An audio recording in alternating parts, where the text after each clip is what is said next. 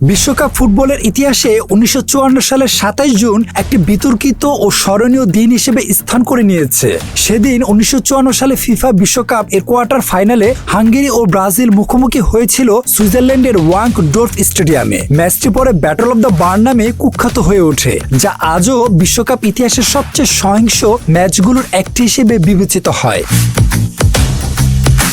সে সময় ফেরেন্ত পুস্কাসের নেতৃত্বে হাঙ্গেরির golden team ছিল বিশ্বের অন্যতম শক্তিশালী দল। অপরদিকে 1950 সালের মারাকানাজো এর হতাশা কাটিয়ে নতুন করে ঘুরে দাঁড়ানোর মিশন ছিল ব্রাজিলের। ম্যাচের শুরুতেই আধিপত্য বিস্তার করে হাঙ্গেরি। প্রথম 7 মিনিটের মধ্যেই তারা 2-0 গোলে এগিয়ে যায়। তবে এরপরই ম্যাচে শুরু হয় উত্তেজনা ও সংঘর্ষ।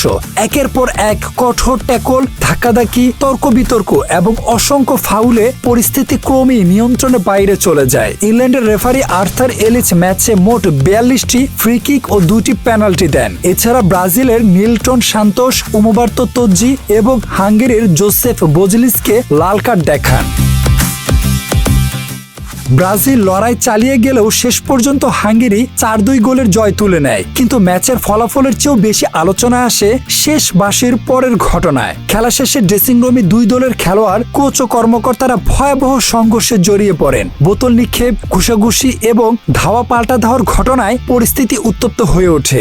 হাঙ্গেরির কোচ গুস্তাভ সেবেস বোতলের আঘাতে আহত হন এবং তার মুখে 4টি সেলাই দিতে হয়। ইনজুরির কারণে ম্যাচে খেলতে না পারলেও পুস্কাসও এই সংঘর্ষে জড়িয়ে পড়েছিলেন বলে বিভিন্ন প্রতিবেদনে উল্লেখ রয়েছে। পরিস্থিতি নিয়ন্ত্রণে আনতে শেষ পর্যন্ত সুইস পুলিশকে হস্তক্ষেপ করতে হয়। এরপরে আন্তর্জাতিক গণমাধ্যম ম্যাচটির নাম দেয় ব্যাটল অব বার্ন, যা আজও ফুটবল ইতিহাসের এক কালো অধ্যায় হিসেবে আলোচিত।